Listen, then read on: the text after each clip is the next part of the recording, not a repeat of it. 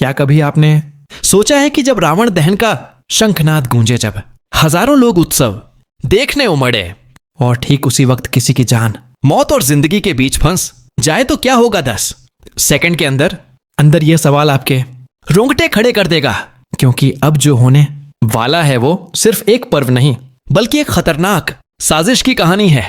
मानन में दशहरा का महापर्व सजे हुए मैदान में खड़ा है एक विशाल रावण का पुतला, जिसकी ऊंचाई आसमान को छू रही है।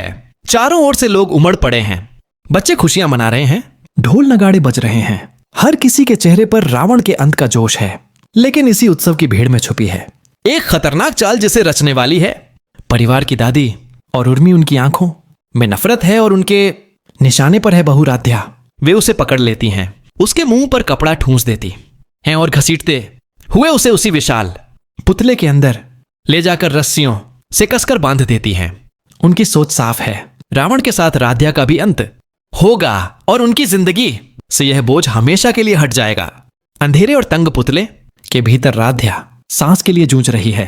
उसकी कलाइयों पर रस्सियां कस गई हैं, पसीने से उसका शरीर कांप रहा है, आंखों से आंसू बह रहे हैं, पर उसके दिल में एक ही पुकार है, हे भगवान, मेरे पति प्रथम मुझे बचाने यहां जरूर आए। बाहर ढोल और पटाखों की आवाज गूंज रही है, भीड़ चिल्ला रही है, रावण दहन का वक्त आ गया है।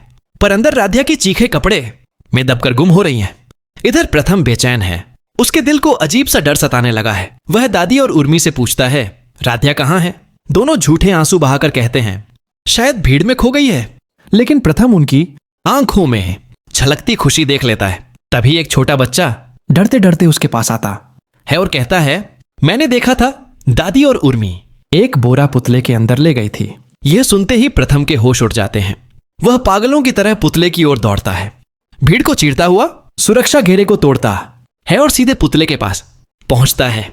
लेकिन ठीक उसी पल मुख्य अतिथि तीर धनुष पर चढ़ाते हैं और ऐलान होता है, रावण दहन शुरू हो रहा है। हजारों लोग जयकारा लगाते हैं, आग हवा में उड़ने को तैयार है। अब सवाल यह है, क्या प्रथम समय रहते पुतले के भीतर अपनी राध्या तक पहुंच पाएगा, या फिर आग की पहली लपट राध्या की जिंदगी को निगल लेगी? यही सस्पेंस अब खुलने वाला है। राध्या फिर फंसी मुसीबत में, क्योंकि जो क्लाइंट दशहरे की पूजा में मित्तल परिवार के घर से लड्डू बड़ी मात्रा में लिया था, उसमें से कुछ लड्डू के डब्बे अब खराब निकल रहे हैं। इसके चलते मित्तल परिवार जैसे घराने का नाम पानी में डूब रहा है, और इसके पीछे का मास्टरमाइंड जरूर ही मित्तल परिवार की कोई औरत है, जिसका मकसद सिर्फ राध्या को परेशान करके उसे घर से बाहर निकालना है।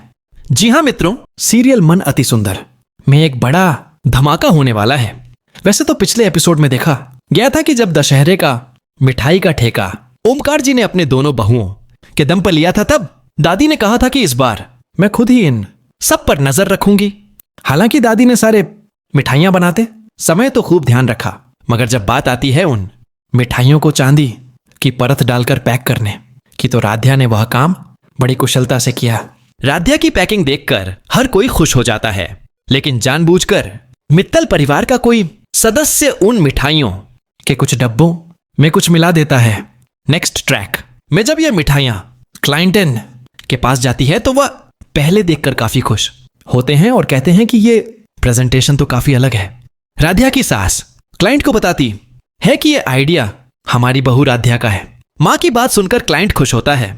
वहीं अब क्लाइंट रजनी से कहता है, तो चलिए अब इन मिठाइयों को खोलकर टेस्ट करते हैं। यहां एक डब्बा खुद क्लाइंट अपने हाथ से खोलेगा और जो कुछ भी वह उस डब्बे में देखेगा, उसे देखकर वह भी हिल जाएगा और गुस्से में कहेगा, आप लोग हमें नए डिब्बे की पैकिंग में खराब मिठाइयां दे रहे हैं। यहीं से राध्या पर बड़ा कहर आता है। अब देखिए राध्या कैसे इन सब से बचकर सच्चाई सबको बताती है कि इसके पीछे वह नहीं बल्कि कोई और है।